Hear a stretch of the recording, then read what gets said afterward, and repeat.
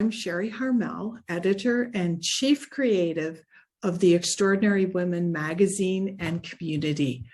Our sole focus in the Extraordinary Women community is to support women like you to start to live their dreams and create lives that matter. And we do that by highlighting interesting women in the magazine. We also have conversations within our private Facebook group. And we even have courses that really, the first one, next one coming up is a course that will actually help you to get dream ready, as I call it. I've been a coach for over 20 years, and my dream was to create a bigger platform so that all women could step into their unique and interesting next chapters. So welcome to the Extraordinary Women magazine and community. Well, movies fuel me. When I watch The Holiday or It's Complicated, Something's Gotta Give, I get ideas far beyond those gorgeous houses that are in the movies. Someone truly needs to team up with a really good set designer and produce more of those movies. And maybe it's one of you. I mention this because movies with great houses fuel my big dreams, my big audacious dreams, and my crazy wild imagination. I'll actually step into the movie as though it's a photograph, and suddenly I get to try on a different life. In this imaginary life, my habits are different. I'm in my bakery making croissants. I'm an amazing cook in my fabulous kitchen. I have a table filled with family and friends. I've renovated a chateau in Italy. I love these movies because they make it easy for all of us to try on a different life.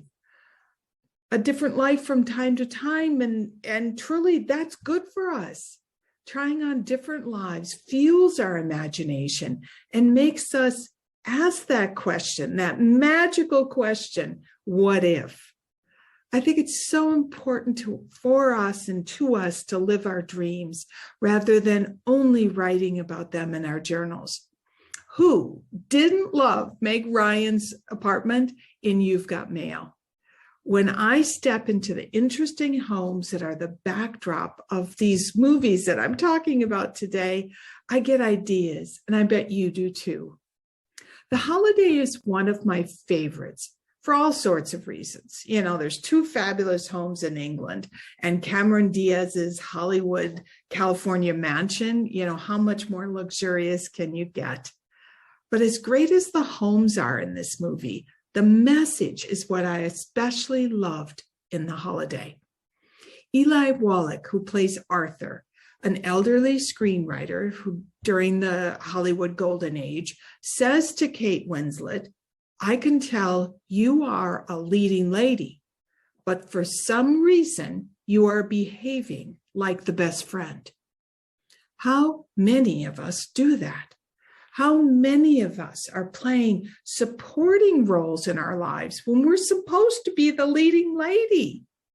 How many of us dim our bright light because we're afraid of being too much of something? I don't know what that is, but just too much. So what does that even mean? Well, when I first heard that line in the movie, I was sitting in a theater with my former husband and my daughter, and I almost jumped out of my seat.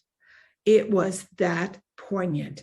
I wasn't the leading lady in my own life, and that realization shocked me to my core.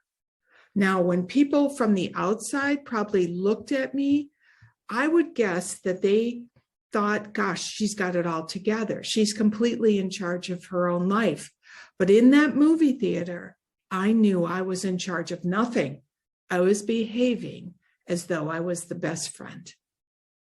That quote still stays with me today because even though we might make big relationship changes, in my case, it was a divorce, or maybe the ending of a friendship, unless we consciously accept our own roles in those relationships and try to make changes within ourselves, we'll move on, but we'll recreate the same relationship over and over, just with different people. I recently had an experience that cut me to the core and made me realize that I was still behaving as the best friend. It was a ladies' coffee, and sometime during the coffee, I brought up the topic of investing. One of the women had lived most of her adult life in an American city that was what we would define as an early tech hotspot. I was curious what her experiences and thoughts were around the beginnings of those companies that honestly you'd probably all know unless you've, been a hermit in the woods. In the actual conversation, the woman said that she had little involvement in their investments, but given her husband's expertise in another area, they had actually gone in an entirely different direction. Fine, right? What I learned, though, was it was not fine. I was later severely criticized by the other gal at the coffee who thought I thought was a very good friend, but she strongly told me that my questions weren't appropriate, that the topic of investing is just too personal, and that I should have known better. Now, ladies, I began my career as a stockbroker. So I had always been fascinated by companies, the market, and investments.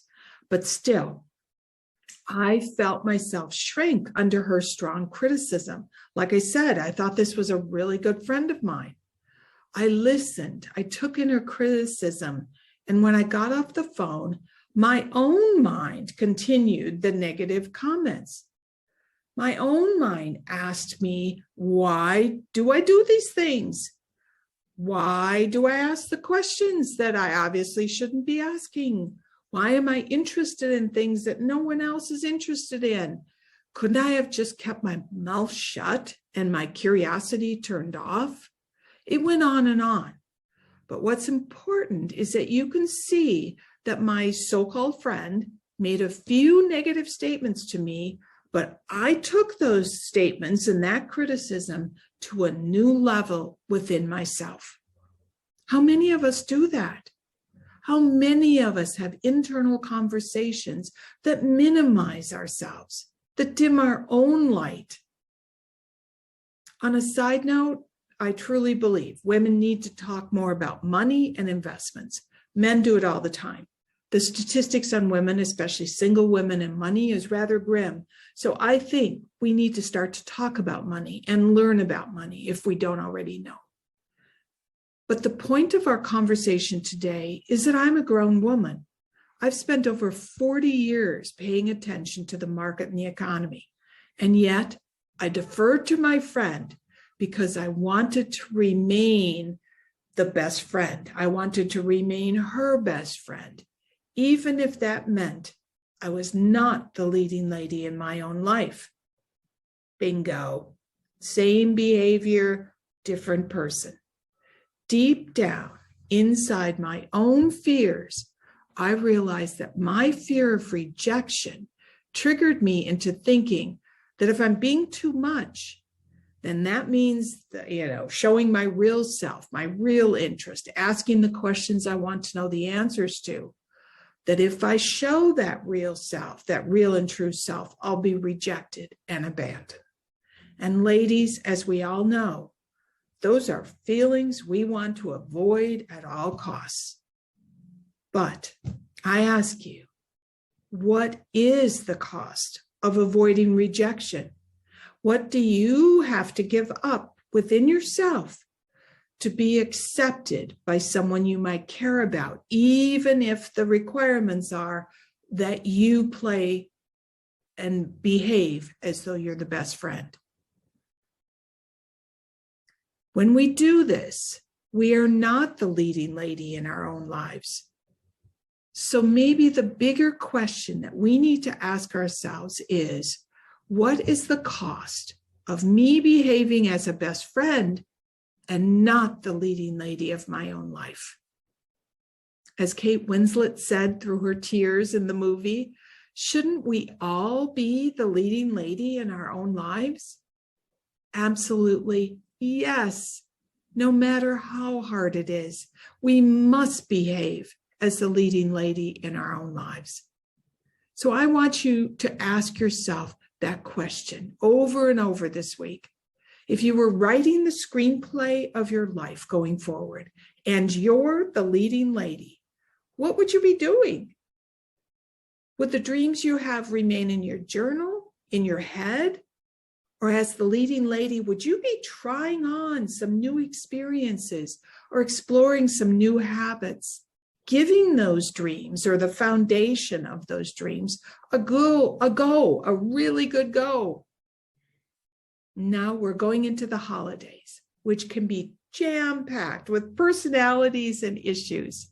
Now, if you're having difficult moments or exchanges with others, I want you to ask yourself, am I behaving as a best friend or as the leading lady of my own life? Well, I'm ready. How about you?